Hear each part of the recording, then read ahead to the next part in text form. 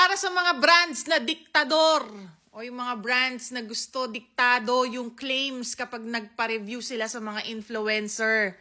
Para sa inyo to. What made you think na magsasucceed ang brand nyo kapag diktado nyo ang mga claims or experiences sa kada content creator na kinukuha nyo? You're actually helping your brand to fail faster. So, ang gusto nyo, mabudol nyo sila ng isang beses lang yung sa umpisa lang kasi hindi naman ganun talaga ang epekto ng product nyo. Tapos, wala na kayong repeat customers. Mas maganda yung hayaan nyo yung mga content creator na magsabi kung ano yung experience talaga nila dun sa product. At kung hindi kayo confident na maganda yung sasabihin nila, improve nyo yung product, hindi yung script. Story time, may kumuha kasi sa akin. Actually, red flag na to last year pa eh. Kasi alam mo yun, ako nag-communicate ng ganitong buwan. Tapos nag-reply ako. Tapos magre-reply after 3 months. Tapos kukunin yung address ko. Ma'am Shayudil, can I get your address na para makapagsimula na tayo? Bibigay mo. No, i-schedule mo sila sa buwan na yon. Kasi nga, di ba, may times na napupuno ka, ganyan.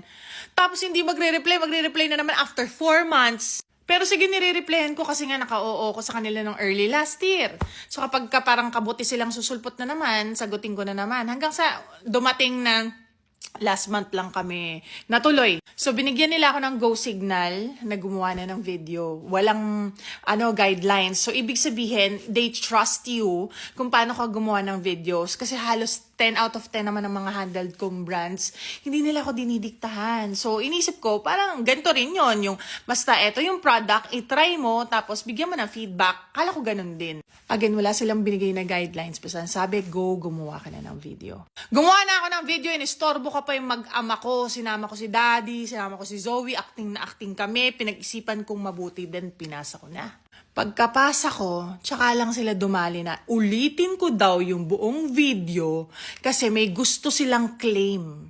Meron silang sinasabi na gusto namin yung sobrang sakit kunwari ng ganito mo tapos na solusyon na ng product namin. Ha? Pag ganun, hindi ko na pinapatagal yung usapan. So, kinuha ko yung account number nila kasi sabi ko ibabalik ko yung deposit ninyo at hindi ako tumatanggap ng scripted. Ay, ito pa. Gusto pa nila akong kunin mag-review dun sa isang product na naman nila. Kung ako yun, kunwari, mahihiya na ako, di ba? Di ba? Mahihiya na ako, i-refund na yung binayad, tapos, inekis mo yung effort ng tao eh. Ayaw mo ipapost kasi gusto mo yung aarte siyang parang sakit na sakit siya eh. Tapos solusyon yung product mo, humindi siya, di ba? Parang dapat mahihiya na ako nun eh. Payo ko lang po, taga hindi naman ako magaling, no? Kasi hindi naman ako brand owner. Pero ito lang yung payo ko. Kung gusto mong maging sustainable ang business mo, and gusto mong mag-succeed, tumagal ang business mo, trust your product.